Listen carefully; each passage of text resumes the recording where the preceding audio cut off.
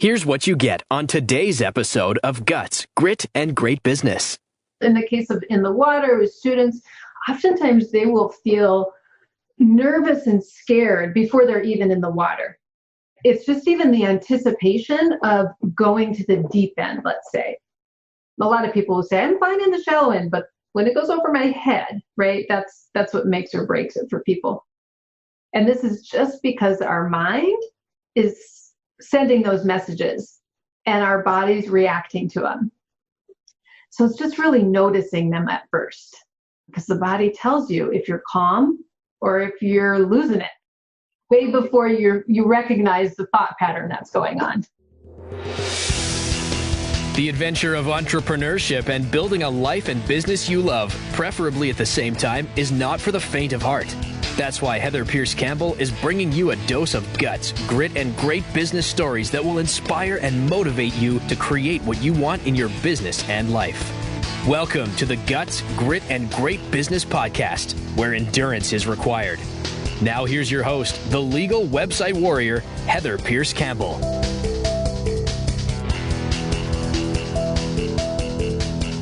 Alrighty, welcome. I am Heather Pierce Campbell, the legal website warrior. I'm an attorney and legal coach based here in Seattle, Washington. Welcome to another episode of Guts, Grit, and Great Business. I am super excited about the guest we have today. It's an unusual topic, and I think it's going to be really fun to tackle. We have Cori Myka with us here. Welcome, Cori. Hi, thank you. It's good to be here. Yeah, you're welcome. Well, and for those listening, Cori Myka is co-owner of Orca Swim School and creator of the Foundations of Change learning method. For over 20 years, Cori has been taking adult non-swimmers from fearful beginning to realizing their wildest dreams.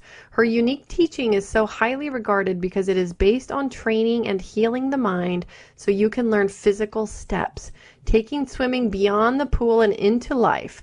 Based in Seattle, Washington, Cori has been training students and teachers locally and across the U.S. as well as in the UK and Singapore. So a fun thing about Cori, we're practically neighbors. I mean, we live in the same city. I think that counts as neighbors. And we were also introduced through a mutual friend. And so I've known about Cori's work now for a few months, and it took us a little while to get this scheduled, but it's a great topic because so many people, and I think part of what we're going to talk about is how you've transitioned during this highly unusual time, right, into doing your training online. And so for those of you listening that are thinking like, oh, I can't do what I'm doing online, I'd invite you to listen today and maybe reevaluate that thought. Yeah. So welcome, Cori. I'm super excited to hear about your work. Yeah, thanks for having me here. Yeah. It was wonderful to meet new people and to, share new things, new information. Absolutely. Well, and we were just talking before I hit record, and, Cori's in a different area of Seattle, but she looks out her window at a swimming pool and she is describing how people are out in the pool learning to swim in the rain. We're having lots of rain right now in Seattle. But, well, Cori, take us back to how you got into teaching swimming. What are the roots of your career? Sure. My roots are long and deep in the swimming world. I am one of these people who started something when I was back in middle school. Like, I want to just hang out at the pool. And I started volunteering at the pool when I was, young in middle school, because it was better for me to do that than it was to go to some summer camps that I didn't want to go to. And I love being around the water. So I really started way back then. And it was my job all through high school and college, right? That summer job that you go back to each time. And then actually when I moved up here to Seattle, I moved up here for a year-long volunteer program that I was a part of. And so, of course, after being a volunteer post-college, being a volunteer for a year, going back into the swim industry was the easy next step while I transitioned into my real job, my adult job, my adult life. So I was figuring that out and working at the pool. I said to my then boyfriend, well, why don't we start a swim school? Why not? What the heck? We've got nothing to lose, right? We didn't have kids. We weren't married. We none of that stuff. And we knew this was something that we were good at. So it was just kind of on a whim. We said, sure, let's do it. Let's go for it. And we did. And 21 years later, 2 kids later, one off in college now. And I'm still doing this. He's moved on to another career. He's sort of the behind the scenes guy, but that's awesome. Well, I love that the roots go way back. I love that this was something that you just recognized you loved as a kid, being around the water and swimming. It's funny. There was one summer where I actually worked at our public pool I grew up in Walla Walla. I came back, and it was the one summer I ever came back and was at home with my family. I have 4 younger siblings. And I don't even know how. I think a friend was working there, and she was like, "Oh, we need another team member or whatever." And I'm not a swimmer, and I did not grow up around swimming pools, and really don't consider myself somebody that's super comfortable in the water. But I was just the front desk person. And the thing that was enjoyable about that summer is I got to greet everybody and do the little transaction and let them in. But then I just read like a crazy person. So I would just bring books to work, right? Because I had to sit there and, observe and pay attention. But also, oftentimes there were long stretches of time where, people were not coming in. And so I could just read. Yeah, it sounds like a perfect summer. So it was. For me, it was. Yeah. So it was actually really fun. Yeah. So when you talk to us a little bit about the time of starting the swim school, what that took, what it was like to get started and do it as your own thing versus working for somebody else. Yeah, that's interesting. I haven't reflected on that in a while because it was a while ago now.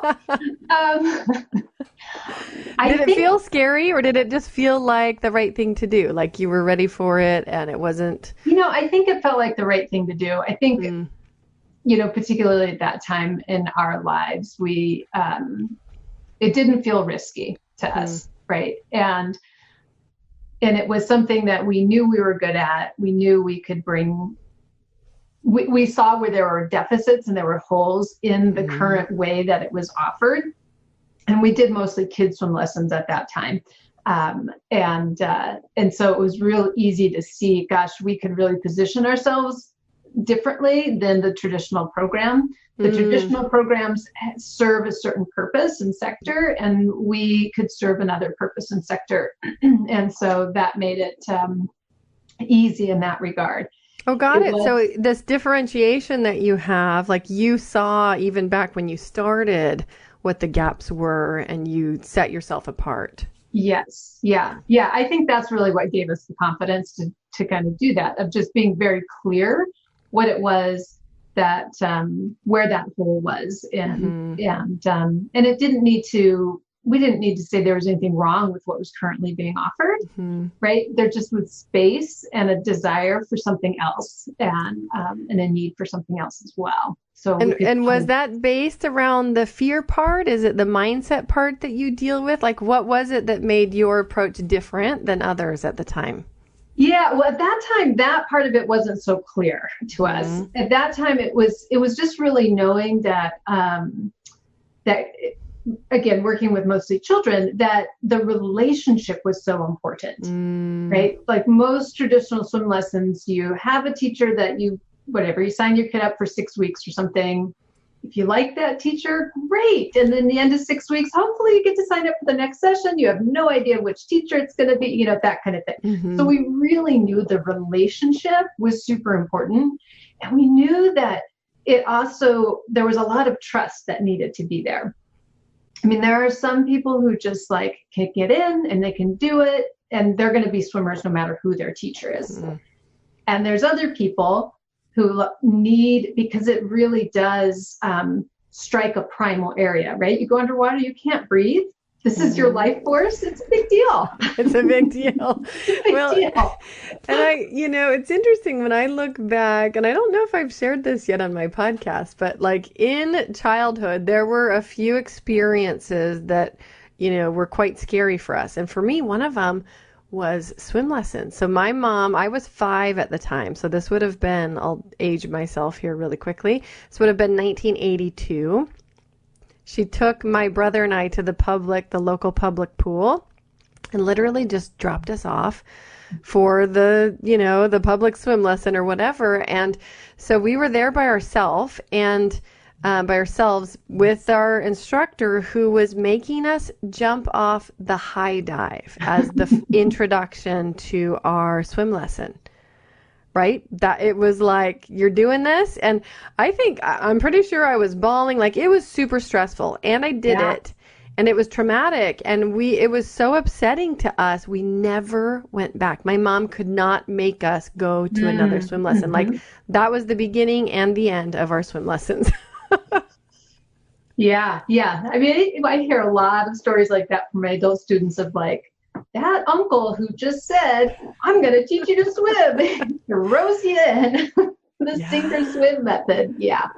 Yes. Well, and it is interesting, like, how much that sticks with me. And I've always wondered, like, my relationship to water has never been that strong, which is funny because even as a little tiny person, like in the bathtub, my mom called me a fish, but now I look at it and it's like, no, somewhere that changed and water became a scary thing, and we didn't have a lot of experience with water. And so I personally never got that comfortable with it. Yeah. Well, that trust was broken there, and there was nobody there to help you heal it. Totally. And then Yeah.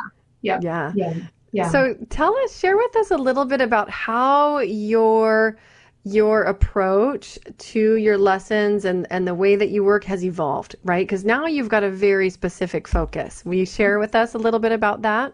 We do, yeah. So we did work with kids and we were kind of a generalist, right? I mean, specific in terms of slightly different than the standard that was out there, but still pretty general. And then we honed down really because I had a real interest in it. We would work with adults, and I could get an adult to swim across the pool, and I'd say, well, how was it? And they'd say, I have no idea. And I thought, all right, I'm doing something wrong. They're doing everything I asked them to do, but I'm missing something. So I had connected with a woman who really, she worked with this and developed this. And really it was the concept. She taught me the concept that you have to first be in your body to learn a physical skill. And when you're in panic, right, you're outside of your body. We say these things like, you're nervous. And so you kind of have like cold feet, or you're weak in the knees. You're paralyzed with fear, right? This imagery of your energy leaving your body when you go from calm to scared to panic.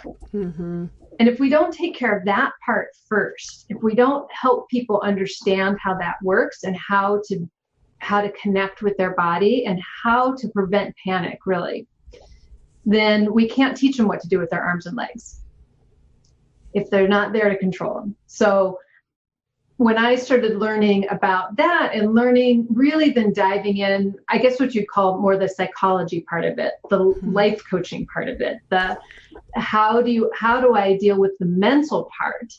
This is what really unlocked and what has kept me in the industry this long. I didn't think when I was 15 I'd still be doing the same thing a long time later.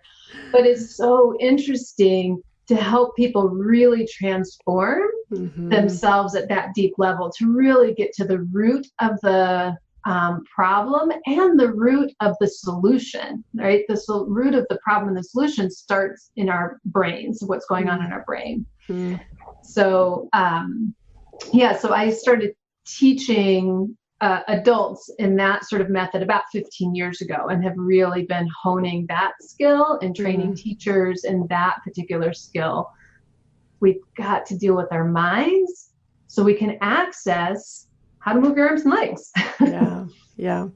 Well, and definitely, I mean, for any of us who've ever had physical struggles, like that importance of presence, like whether it's swimming, whether it's something else, like really being present to observe what's happening and feel if we're not breathing deeply enough. I was just talking to a friend that was I went live just before this, and we were talking about the compounding effects of what's happening right now, the compounding pressure and the ways that, stress shows up and the ways that we're all carrying, I think, a lot of pressure right now. And, the importance of just pausing and focusing on breath and being present to our physical self. It's really easy to be very busy in our minds and be very occupied other places. And so I can imagine that, especially around swimming, which really brings up a lot of anxiety and panic for some people, super, super important to start there.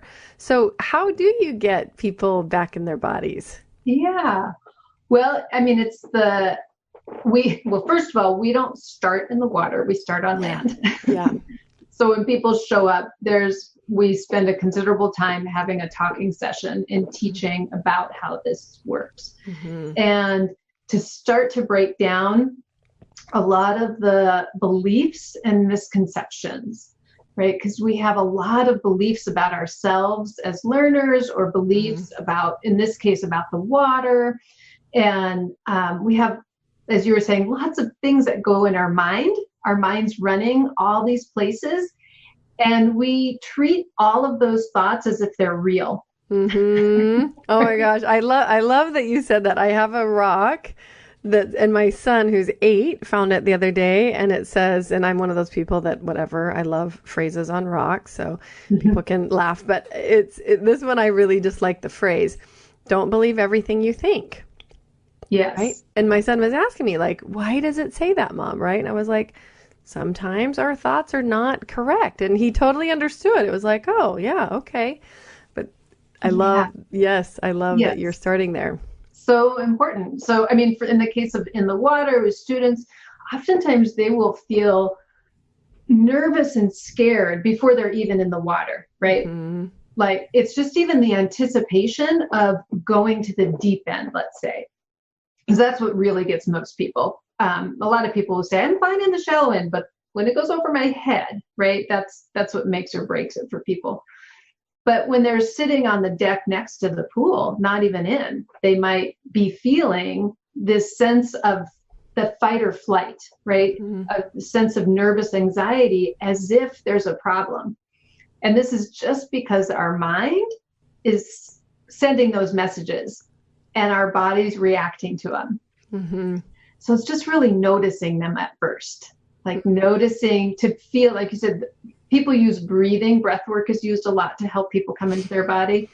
So it's just noticing the sensations in the body, because the body tells you if you're calm or if you're losing it. Totally. Yeah. Totally. Way before you recognize the thought pattern that's going on. Right. Yeah. Well, and I meant to ask you, like, when you transition, and I can't remember how far into, launching your own thing, you transition from working with kids to working with adults, right? Because now I think you work exclusively with adults. Is that right? Yes. When did you make that transition? Let's see. So we made that transition. It's been, time flies. Yes. It's been like 5 years. We actually made that transition when we made, about a year before we made a big transition in our own family. We had a big, wild dream goal for our family to travel around the U.S. for a year, buy an RV, travel the U.S. for the year, homeschool the kids. So I'm like, okay, this is the year before we did that. We sold our kids program to one of our staff, and then honed ourselves into just doing the adults, just doing the thing that I really loved and was really, really good at, and making an impact, and honing it down before I turned the keys over, so to speak, to somebody else for a year while I traveled. Yes. Well, how fun. What a fun prompt. Is the work the same? Like, is it similar what you're doing with kids or teenagers versus what you're doing with adults when it comes to even the prep work, right? The mindset work, or getting them started? Or does that look different? It's a little different, because with the adults, we do have the conversation. We have the explicit conversation, because with adults, you have to feed that analytical thinking part of the brain, right? That a lot of adults are like, I kind of just didn't like the water or didn't really swim, but I feel like I've gotten more afraid over the years, things like that. And that's normal because the adult brain can anticipate things and thinks about the future and the past and all this kind of stuff, where a child's brain doesn't do that so much, right? I mean, you've got little ones, so you're right in the middle of lack of impulse control. Right. It's just where their brain is developed. It's normal, for their brain. So you don't have to have that kind of conversation with children. But you do, that is where our original sites and our original impetus of saying you have to have that relationship though, and the play and the fun with kids. Yeah. Oh, that's so interesting. So talk to us a little bit about this fear of swimming, right? And fear and anxiety, because I think a lot of people have it, especially if they're not competent in the water, right? I think it's probably pretty normal. Yeah. So there's a Gallup poll survey that was done a bit ago. It's a little old now, but I think it's still accurate. It's that 64% of adults are afraid in deep water oceans and lakes. 64%. Yeah, so when you talk open water, definitely more than half. And then it's like 46% in swimming pools. So I kind of go with, it's about half the adult population, right? And it is, I like that you said feeling fear is normal, because I can't remember if we said this before you hit record or not, but when you are underwater, you can't breathe. And if you were ever in a situation where you couldn't breathe, the normal human reaction would be to feel fear, right? It's really healthy if you can't breathe to feel fear, like to have your adrenaline, your fight or flight come in, right? That is a normal thing to feel. So this is one of the rules we say, that you always have to be able to get air easily. Most swimming lessons starts with teaching people how to get air in pretty advanced, complicated ways. And so people don't understand. They're like, why can't I get this? Why is this so frustrating? And it's because it's so complicated and you're dealing with your primal instincts there. My air is at risk. And so how am I supposed to figure out what to do with my arms and my legs and rotating to the side? All at the same time. That's right. All at the same time. Too much. Yeah. Full stop. Yeah. So I do love that you said fear is normal. It's normal if your air doesn't feel sure, that you would have fear come up. Well, and it makes so much sense, the dots you connect about adults obviously being able to anticipate the complications and the problems that could come up. And, it's interesting because I went paddleboarding with my son a little while back, and we just went out on Lake Washington. And obviously we both had life jackets on. Like, I knew whatever happened, we were going to be okay, but it was still like we got a ways out and I still had this discomfort. Like, I'm on a device, I have a flotation device, like literally on my body, and still it was like, we're in really deep water. You know what I mean? It's still there. It was still present. So it is really interesting to observe. Yeah. Well, and that, I would say that fear that you described right there is because your safety was coming not from you, but from the shore or from where the bottom is. Like, it's a question I never ask, how deep Lake Washington is. When I swim in Lake Washington, I don't care. It doesn't matter. It's irrelevant. And because my safety comes from within me. And that's where that disconnect comes for people. Yeah, no, that's interesting. That's a really important highlight. So how do you get people to do this that are literally like petrified of water? Do people show up who are that fearful of water and sign up for swim lessons? Yes. Yeah, we do. We have people who have anxiety and who, my students, they're the most amazing human beings in the world. I really think, because it isn't something they have to do, right? It's something they say, I have this thing, I want to grow. I want to like not be held back in my life. Mm-hmm. And even though I'm totally terrified of it, and it's not like going to learn to give a speech. Everybody's like, well, nobody's died standing up on stage, which is true. Yeah. I mean, maybe there's somebody who tripped and something, but right. but people do lose their life in the water. So I mean, it's very real. So I think they're the most amazing human beings who come out and like, I'm more than this. I can do this. And so we break it down into tiny steps. So like I said, we start with the talking. We start with understanding how the mind-body connection works. We teach them the tool that they need to stop themselves from panicking, which is to feel right now. Because in the present, right, your adult brain will go to the future, but you can't do anything about the future. We need it to come to the right now. That's where, like, you would have noticed, okay, right now, I'm totally safe on this paddleboard, right? If my thoughts about the bottom of the lake, is what makes, then I start to feel fearful. And I lose, you probably lost balance on the board when you start to think about that. Didn't feel as balanced. And then when we get in the water, I mean, we started off with saying I was seeing people in our pool doing swimming lessons in the rain because we don't have our pool covered yet, but our water's 93. Nice. Yeah. Oh, it's super warm. Warm water. Yeah.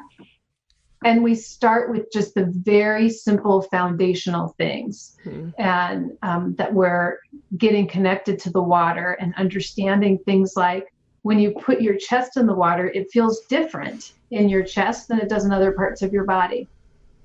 And people are usually so busy when they get into the water trying to manage all the things and do all the things that they don't notice something as simple as, oh, I'm reacting to the way my chest feels in the water. I never slowed down enough to notice that feels a particular way. And I haven't reconciled how that feels. I've just assumed I'm supposed to feel this sort of, and it gets related to anxiety usually, like this breathlessness or heavy chested. They make these thoughts up about it. Instead of taking the time to be like, no, let me just investigate it and get to know it and to demystify it and have it be part of my normal experience, or take a break from it, stand up and don't, let yourself breathe completely, until you feel invited and curious to feel it again and be a part of it again.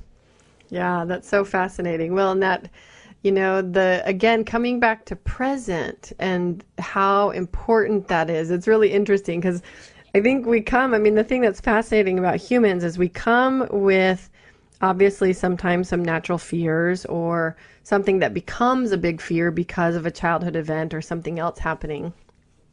And yet we also, I think many people come with an innate desire to overcome their fears, right? So it's fascinating to me that people that are deathly afraid of swimming or water are showing up to get swim lessons. But, I think about it, there was a time in my life I did a hike in college with a group of friends, and it involved both water and heights. We went to a place called Havasupai Falls, and then we did a hike from there.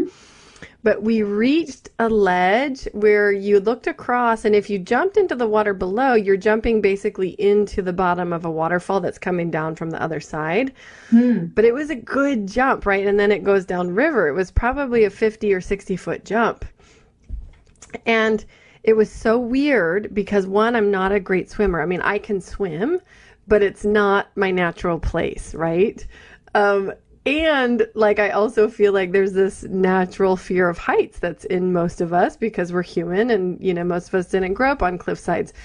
But I got to this place and I realized like I have to face this fear. And I knew I could not leave that area without doing that jump. It was the weirdest thing. And yet I was also deathly terrified of it. And so to be able to jump, I literally stood and the little cliffside that I was on was like maybe a foot deep, and I had my back against the rock behind me, and I had to like close my eyes Yep. focus on my breathing for like 10 minutes. It took me so long to actually get up the courage to jump because I really thought I could die. Yeah. There was a part of me that was like, I don't know, I've never done this before. Anyways, it was one of those experiences like I forced myself to do, and I probably would never do again, I'll be honest. But I just felt this really strong drive to face that fear in that moment and to not leave that place without facing it. So like when I think about people showing up to do something that they're really, really afraid of, I think it's just fascinating to observe that we come with the capacity for that fear and also the capacity to face it. Yes, absolutely. Yeah. And that capacity to face it, I mean, I would say you gathered yourself in, right? And we see that with our students. That's what we're giving them space to do, is to gather themselves in until they feel ready and ready to just experience what they're going to experience, to stay in it, right? To not leave like, okay, I know, and when you're ready. You know it within yourself when you're ready. It doesn't help to have the other people going around, go, go, No, go. no. You're like going to have to tune all that stuff out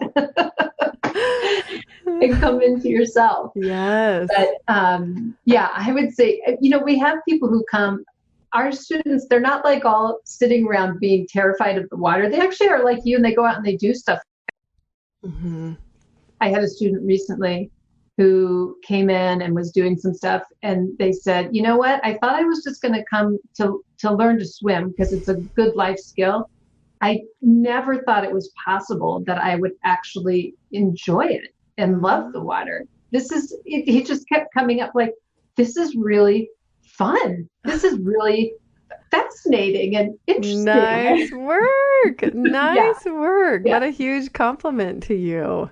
Yeah. So you just know he's in the right Yeah. spot, right? You're learning if you're in that kind of environment. Yeah. For sure. Oh, well, yeah, to get to that point where something that you were afraid of now feels fun, reminds me of my son who's 8, but the good thing is he's really persistent. And so even when he's frustrated, even when something feels hard, if he really wants to do it, he will stick with it. And it's like skateboarding. We did some skateboarding lessons for quite a while before the pandemic hit. And, he was doing things by the end of that period that at the start he was just like terrified of even thinking about, and it's just, I don't know. I love seeing that when, people can round that corner into enjoying something that really previously scared them or they kept themselves out of. When it makes such a bridging thing to other things, Yes. right? You see him do that and you're like, okay, I know, then he's going to be able to take on something else in his life. Right. Those skills translate. Yes. Totally. Absolutely. And I think that's one of the things that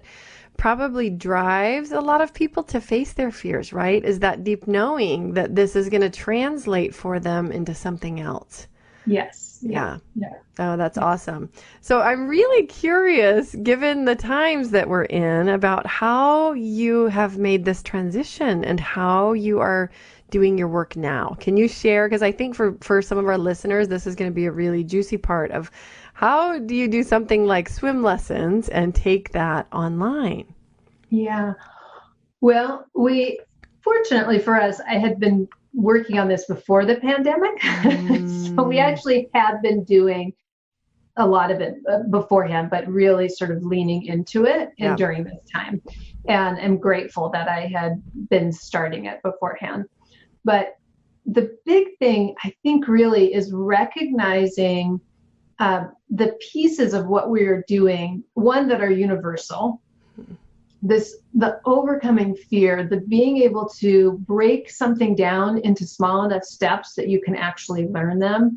Our foundation of change process. That's the part that I actually really pulled out this year, is the process of how the learning works, right? The foundation that the skill of swimming sits on top of. And that's very much the mental piece of it that can be applied to anything, not just swimming. So looking for these kinds of pieces that are the universal pieces to what we do and bringing that to people. And then we also realize that well, it's a very physical skill, obviously, in person, and people are highly successful when they're with the teacher in the water. Mm-hmm. But having the information for them again, and we're finding higher success when people preview the information, Yes. come to in-person classes, and then have the information again after the classes. Because, I mean, we're really setting people up, and I think most companies are. You're not setting people up to do everything of your company with you. It's really to empower somebody to do something in their life and to use you as the expert and to help move you to the next level kind of thing. And so this is, I'd love to go on everybody's vacation with them. Right. I don't. So I really am about setting them up and giving them the tools to be able to keep going on their own and to keep expanding. And so the online space is a really great space for me to get information off to them, so when they're practicing at their local pool or they go on vacation, they have the information at a ready access to them. So it's looking for these ways that my client can be enriched by the online space and really grow their learning process and really support them. Yeah. Well, and it sounds like you've watched then for opportunities to break out information that can be taught separately from the physical act of just doing the swimming, right? So the mindset piece or some of, what you call the foundation of change. Does then the rest of it to be able to help them transition that skill set to the water? Is it really just breaking down in simple steps, like here are some exercises you can do?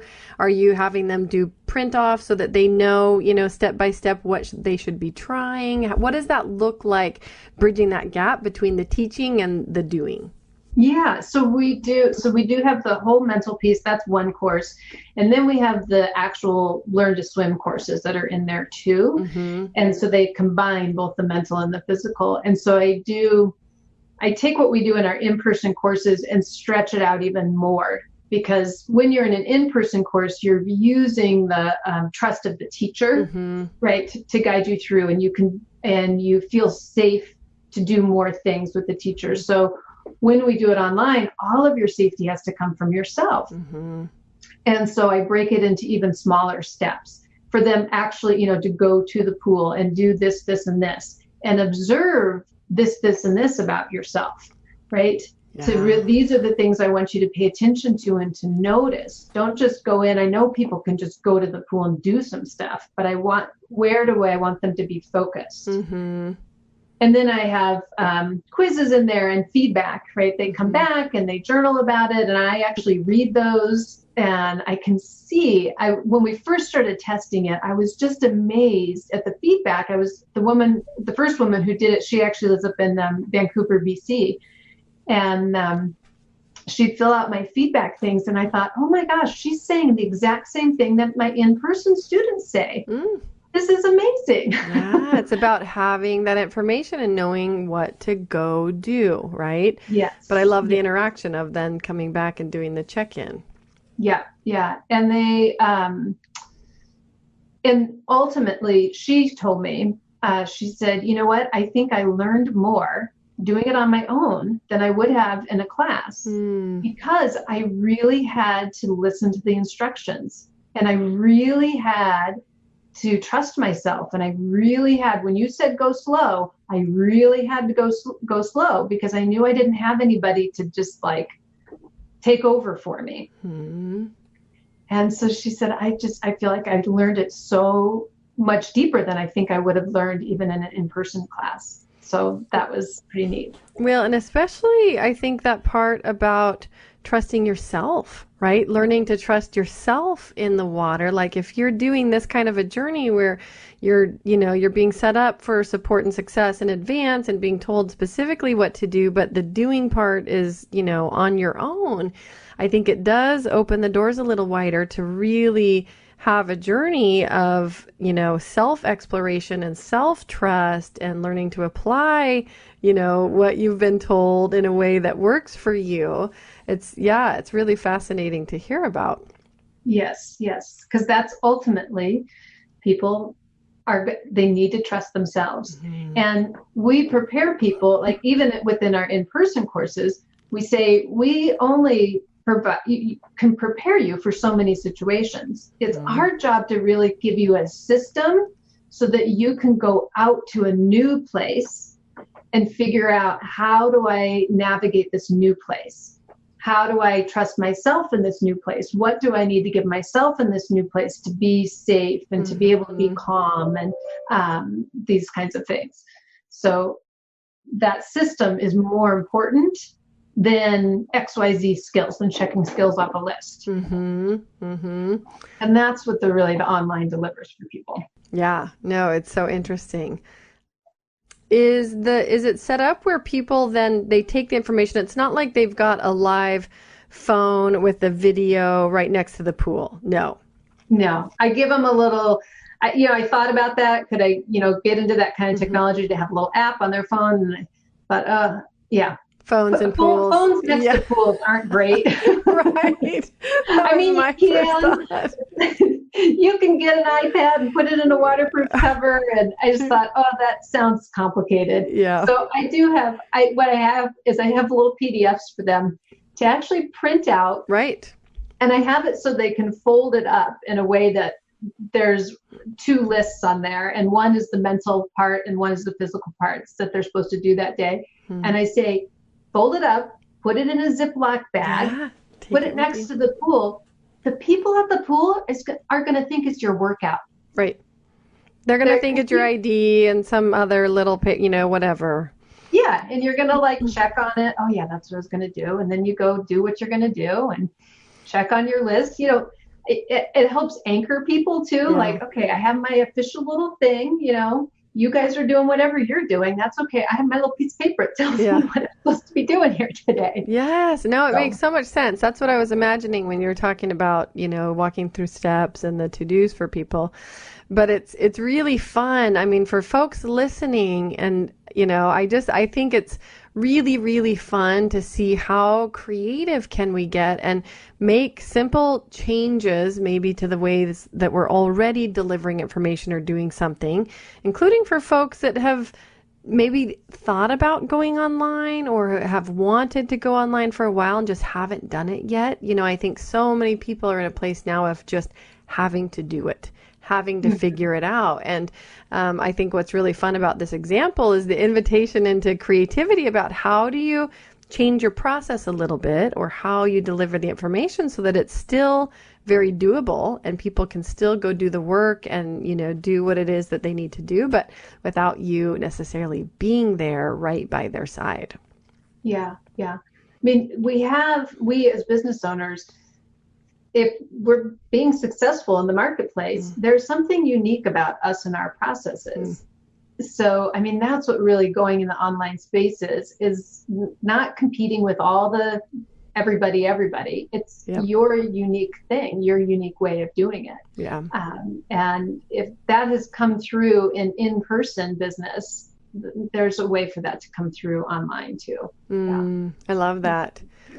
Did you, in this process of going online, did you feel like you hit any hiccups, or did you get any feedback that ever made you question, should I be doing this online, or was it a pretty smooth path for you? Let's see. When you said hiccups, I mean, most of the hiccups, that came right to my mind is technology. Yes. For myself. Yes, I think that's a big conversation. Yeah. So most of the hiccups were internal hiccups, I would say, in that regard. And learning some new technology things and I am not a videographer. I am not a computer person. And I would not put my online classwork up to anybody who has skills in that regard, because it still is, it's a little rinky-dink, Evolving. But it gets the message across. Yes. I feel like, good grief, if I can figure out how to do this, Well, I actually love this part of the conversation because I truthfully think that it is technology that keeps a lot of people from going online, right? I think it's actually less about how to deliver the work and more of, like you say, that internal conversation about, can I do it? Can I figure this out? And it's a really important topic, especially now. It's interesting because I had a conversation with a woman a day or two ago. She's a new introduction, and we were talking about her business, and she's very successful. She's made millions of dollars already. She's done a specific thing so far to this point, and now she's going in a new direction.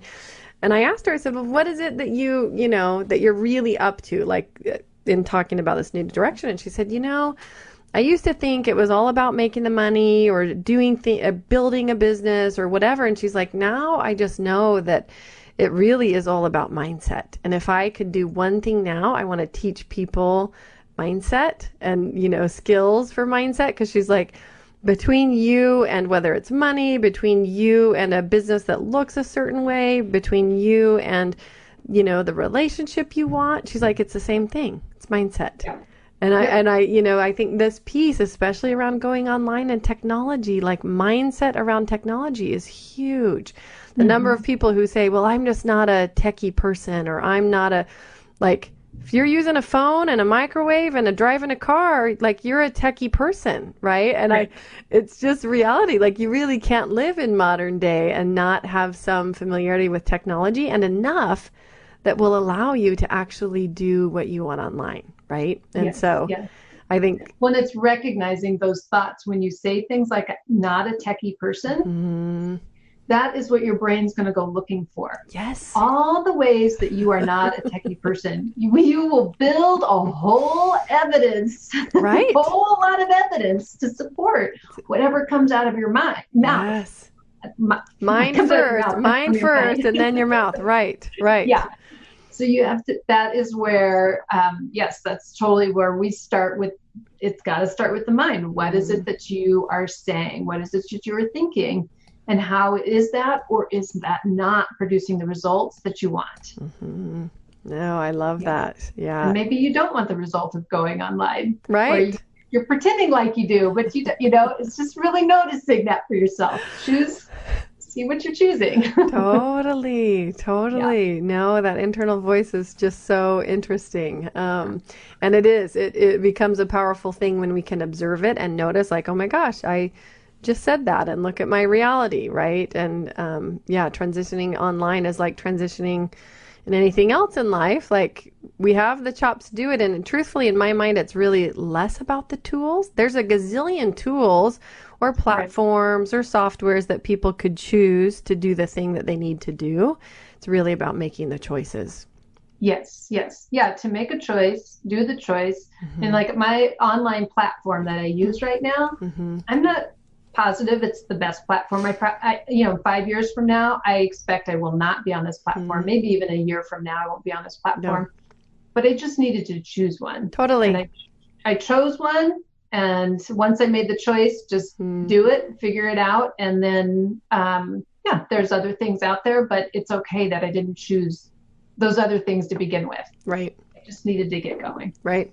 So I've got one more question for you, and then I want to talk to you for a minute about where people can find you, how you like to connect. What has making this transition to the online world, what has it done for you? What has it brought into your life?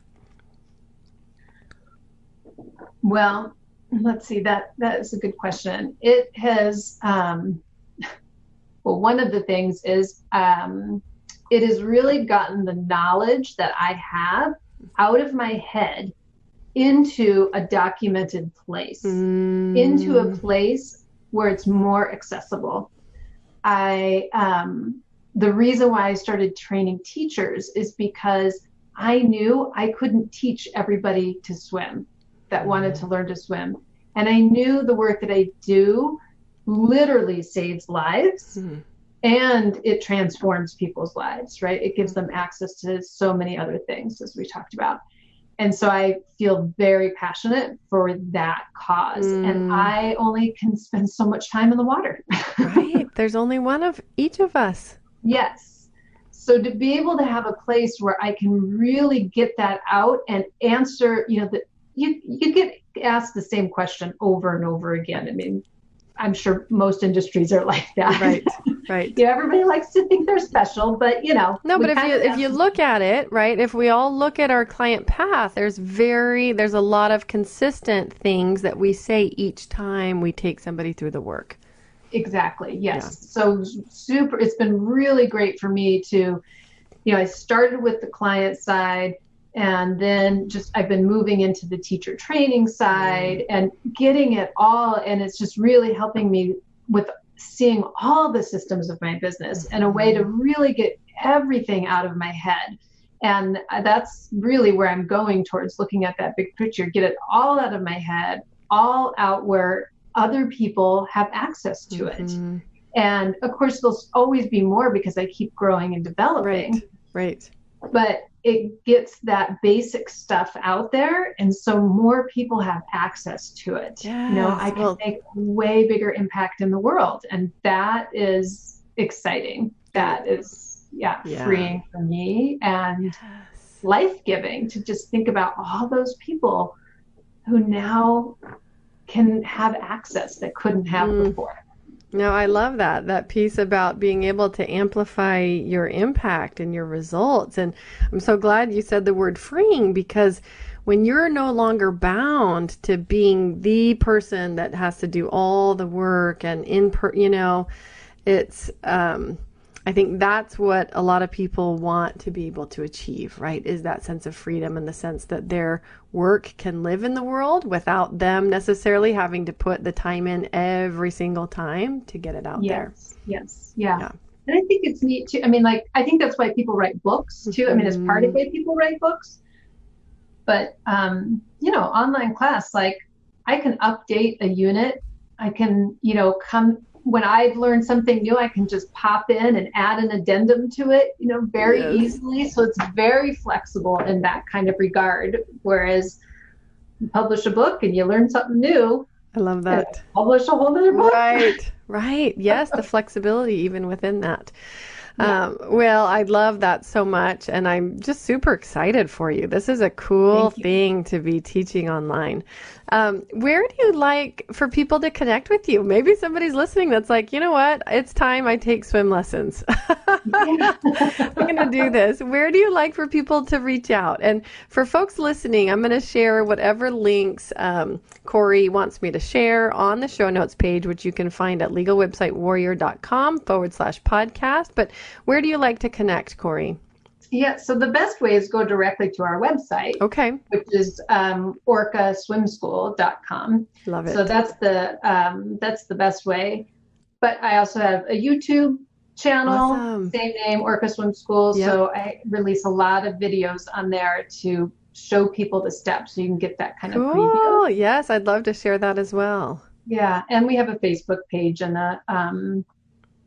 and Instagram. Okay, so perfect. There's posts on there as well. But yeah, directly through our website. And I'm not sure when this is gonna go live, but we're putting out a new mini course on the website too. That's really all the stuff we've been talking about, the mindset, right?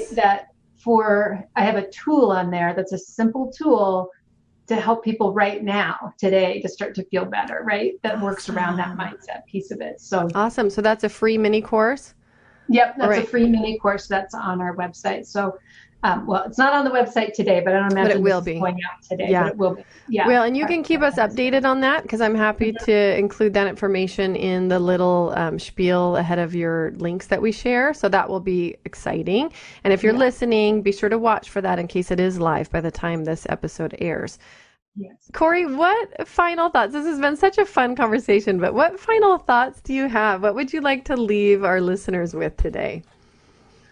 Well, first, I just want to say thank you. This is super fun. I really appreciate the conversation and sitting with the fellow Seattleite. Yes, so absolutely. Yeah.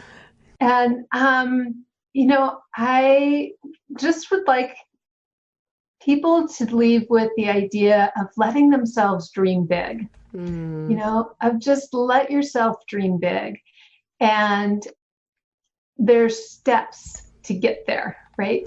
It's not that you go from where you are today to that huge dream, but there's many micro steps in between. And as long as we're just taking the many micro steps in between, you'll get to those big things. But let yourself dream big, because it opens up your mind and your possibility and brings in new and wonderful things that maybe you never expected. Oh, I love that. And I love the association also with the micro steps, like let it be easy, right? Dream big and understand there's a way to get there.